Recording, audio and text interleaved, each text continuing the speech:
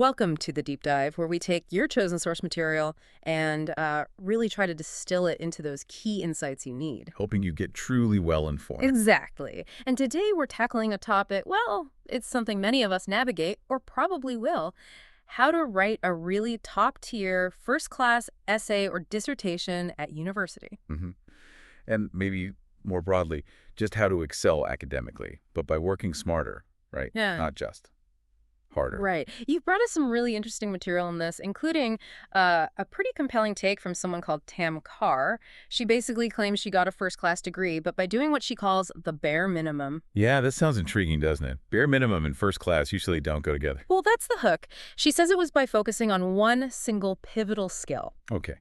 So our mission for this deep dive is clear then. Mm-hmm. Unpack this working smarter idea and really figure out what that one skill actually is. Yep. And we're not looking for, the usual stuff like get enough sleep or eat well. Important, sure, but we want actionable strategies. Practical things, not just for students, right? But for anyone who needs to get complex ideas across clearly, persuasively. Absolutely. And how to squeeze the most value out of any source material you're working with. Right. So what is it?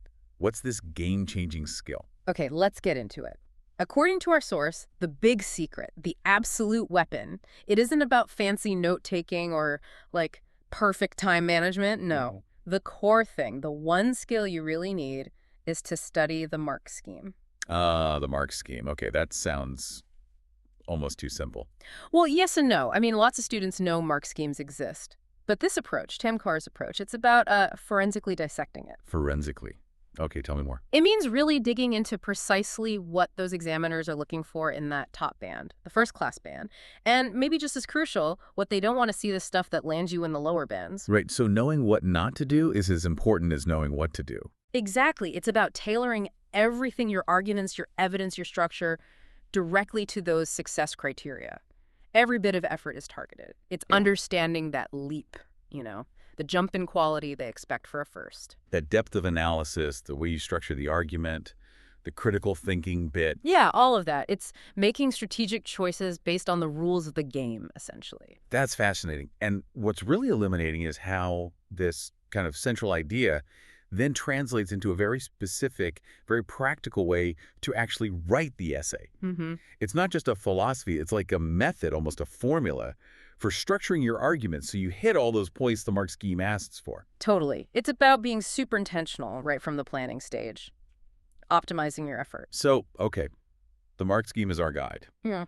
How does the source suggest we actually, start putting an essay together with that in mind? Right. The planning, it's quite specific. They suggest opening two documents side by side on your screen. One is your essay plan, your structure. You keep looking back at that constantly as you write, just to keep things on track. The other doc is, well, the essay itself. Makes sense. Plan on one side, writing on the other. But the very first step, before you even type a word of the actual essay, you open the university's mark scheme for that specific assignment. Right there, alongside the plan and the blank page. Yep. You give the lower bands a quick scan just so you know what traps to avoid. But your real focus, your intense focus, is on that top band, understanding every single point needed to get there. So you're embedding the success criteria right from the beginning. No wasted effort, no waffle. Precisely. Everything you write is targeted to boost that mark. Okay, I can see how that works for planning. But then how do you weave those sometimes quite dry mark scheme points into your actual writing so it still flows? So it doesn't just sound like you're ticking boxes. Good question. And the solution offered is a modified paragraph structure. It's presented as a really powerful tool for keeping things consistent and clear. A specific structure for each paragraph. Yeah. The core idea is you build the mark scheme requirements into this structure. You design it once, based on the top band criteria. Okay. And then once you've got that template, you almost don't need to look at the mark scheme again while you're writing the main body, because the structure itself guides you to hit all those points. Like a custom mold, shaping your ideas into what the examiners want to see. Exactly. It automatically shapes your ideas into, well, potential academic excellence. Okay, this sounds really interesting. This structure could be the practical key here. Yeah, I think this is where it gets really powerful. It translates those mark scheme demands into something you could actually do while writing. So let's break down this first-class paragraph structure. You probably know the PEECLE model, right? Point, evidence, explain, link. Yeah, pretty standard. Right. Well, this takes PEECLE and sort of supercharges it for uni level. The recommended structure, and you'd aim to repeat this for your main body paragraphs, is point, evidence explain, critical analysis, another explanation, and then link back to the question. Whoa. Okay. That's definitely more complex than standard PEECLE. Point, evidence, explain, critical analysis, another explain, link. Got it. It's pretty comprehensive, designed to show you're really engaging with the material critically. All right, let's walk through it. Point first. Yep. Point, your topic sentence.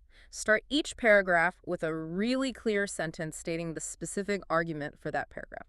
Simple, clear signposting for the examiner. Okay, makes sense. Then evidence. Evidence. And this is a big one. This is where apparently a lot of students fall short of the top marks. It's not enough to just drop in a quote or two from one source. Right, you need more breadth. Exactly. To hit that first-class level, you need to synthesize information from wide-ranging academic sources. Synthesize. So bringing different ideas together. Yeah. And stick to proper academic databases. Think Mintel, Google Scholar for journals. Steer clear of just general websites. Definitely. Peer-reviewed sources are key. And the source suggests, instead of just saying author X says this, try something more advanced, like however recent research suggests that. And then you cleverly weave together ideas from maybe two different authors from different journals who have similar points. Ah, so you're not just listing author A and author B, you're showing how their ideas connect or build on each other. Like author A highlights X, author B adds Y, and together they show Z. Precisely. That synthesis, showing you can connect the dots between different scholars, that automatically boosts your mark. It shows you're engaging with the whole academic conversation, not just one narrow perspective. That makes a lot of sense. It demonstrates that broader understanding. Okay, so after the synthesized evidence. Then comes the first explain. You take that evidence you've just presented and you explain it properly, in detail. More depth equals higher marks here. Seems so. And crucially, this is where you bring in relevant theories from your course. Use your lecture notes, your readings, show you can apply the concepts you've learned. Right. Grounding the evidence in the course's theoretical framework. Good. What's next? The critical bit. Yes, the critical analysis. This is apparently vital for the top grades.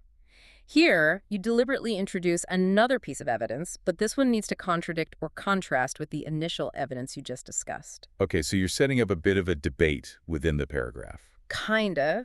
You bring in other researchers to argue against or maybe offer a different angle on that first lot of evidence. It's not just about knocking something down, though. No, it's about showing complexity, right? Exactly. It lets you discuss the limitations, the nuances, the gaps in what's known. Examiners apparently love that stuff.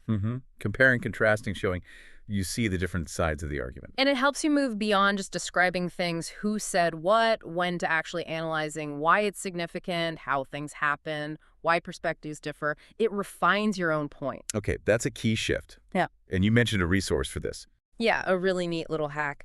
The source recommends using academic phrase banks you can find online. Like, the University of Manchester apparently has a free one you can just download. Phrase banks? Yeah, you just Google something like critical analysis phrases or critical analysis sentence starters. They give you phrases like, however, an alternative perspective suggests, or a limitation of this argument is. Ah, I see. So using those phrases explicitly signals to the examiner, look, I'm doing critical analysis right now. Pretty much. Makes it undeniable that you're hitting those top band requirements for critical evaluation. Takes the guesswork out of showing it. That's clever. And it directly tackles that trap of descriptive writing versus critical writing. Descriptive writing, it just tells the story. Who said what, when it happened, who was affected. It might sound okay, but it often lacks that analytical depth needed for higher marks. Whereas critical writing, which is what gets you the firsts, that discusses why it's significant, how it occurred, why the author argued that, why it's relevant now. It's all about questioning, evaluating, critiquing the research to build your strongest case. Yeah. You know, it reminds me of my own undergrad days. I used to just sort of info dump everything I knew. It wasn't until I started actively thinking, okay, what does the examiner need to see here, that things clicked. That shift in perspective. Exactly. Yeah. And for the source, Tam Kaur, making that shift from descriptive to critical was apparently the game changer. Moved her from a 2.2 average right up to consistent firsts in her final year. Wow. Okay, so that critical analysis part is huge. What comes after that in the structure? Back to an explanation, a final one for the paragraph. Right, the second explain. Yeah. So you've made your point, you've brought in evidence, explained it, critically analyzed it by bringing in contrasting views. Now you sort of tie it all together. Bring all those threads back. Exactly. You demonstrate you're aware of the different viewpoints, the complexities, and you connect it all back to the main point you made at the start of the paragraph. Show that nuanced understanding. Okay. Synthesize the synthesis and the critique. Kind of, yeah. And then the final step in the paragraph. Link back to the question, always. Crucial. Absolutely crucial for coherence. You have to explicitly show how the argument you've just built in that paragraph directly helps answer the overall essay question. Keeps everything focused. Right. Prevents those paragraphs that feel like they've gone off on a tangent. Precisely. And the source argues if you nail all these elements consistently, paragraph after paragraph, combined with good subject knowledge, of course, you're setting yourself up for that first-class mark. Okay, that's a really detailed blueprint for an essay paragraph. Super helpful. But, you hear dissertation and it just sounds huge, daunting. A different beast entirely. Does this working smarter, mark scheme-focused approach still apply? Or does it break down with something that big? No, apparently it becomes even more critical for those larger projects. And the source shared some specific strategies, especially for dissertations. Ah, good. What are they? Well, it really leans into efficient pre-reading and research organization. There's this good little hack, as they called it, using an Excel spreadsheet. Excel for essay research. Yeah. So once you've got your dissertation topic or question nailed down, you create this spreadsheet. And the columns would be things like author, date written, title of the paper, the main arguments in brief. Standard stuff so far. Right, but then it gets more analytical. Columns for Author's intention, like are they trying to persuade, inform, what's their angle, any obvious bias. Then how effective was the argument? Maybe just a few bullet points on its strengths. And crucially, limitations. Limitations, like Is the research old? Is it not peer-reviewed? Did it come from a potentially biased website? Maybe the sample size was small. Things you can use later for your critical analysis. Ah, I see. So you're not just recording sources, you're pre-analyzing them as you go.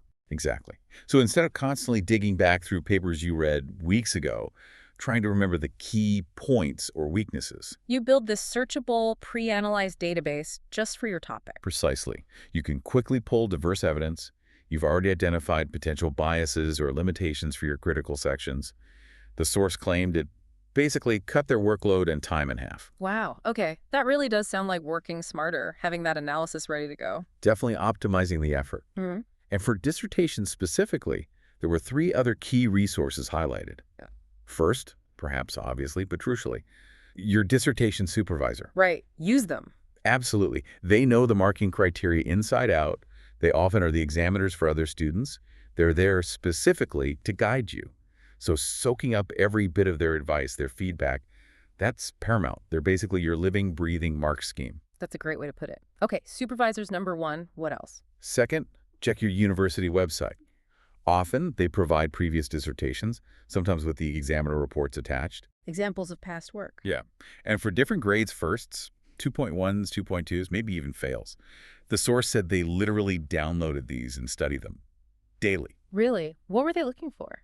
Analyzing the examiner comments on them, seeing what mistakes led to lower grades, identifying what exactly made the first-class ones stand out, then incorporating those strengths, those successful patterns, into their own approach. So it's another form of studying the mark scheme, but using real-world examples, learning from others' successes and failures. Exactly. Proactive learning from concrete examples.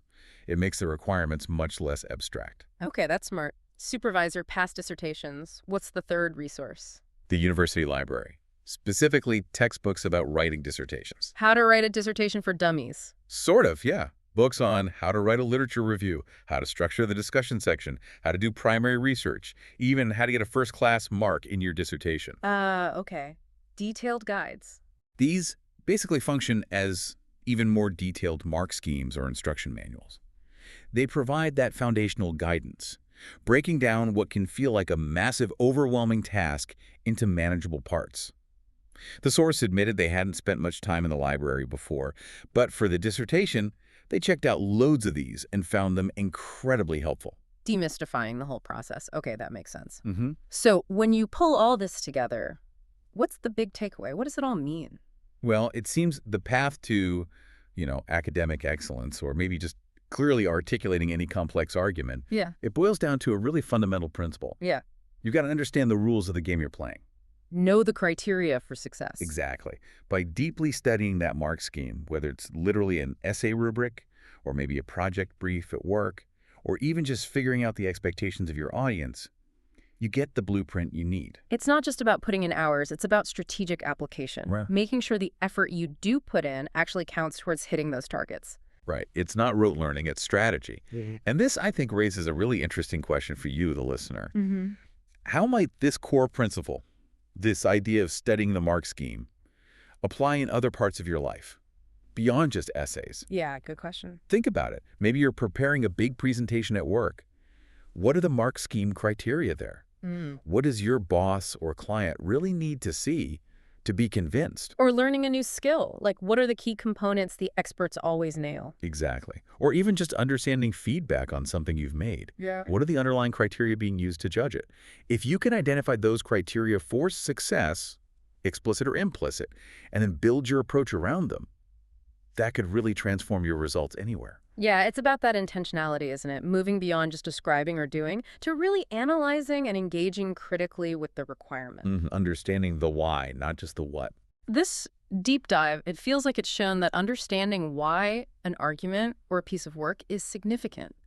That's not just about writing a better essay. It feels like it's about developing a more powerful way of thinking, of communicating generally. I think so. It's a transferable skill. That critical evaluation, understanding limitations, synthesizing ideas, that's useful everywhere. So maybe the final thought for you listening is, what really stands out to you from this? What's the most impactful takeaway? And perhaps, how could you apply this one skill, studying the rules, the criteria, the mark scheme, to whatever your next challenge might be? Yeah, give that some thought. It might just be your own path to, well, first-class success, whatever that looks like for you.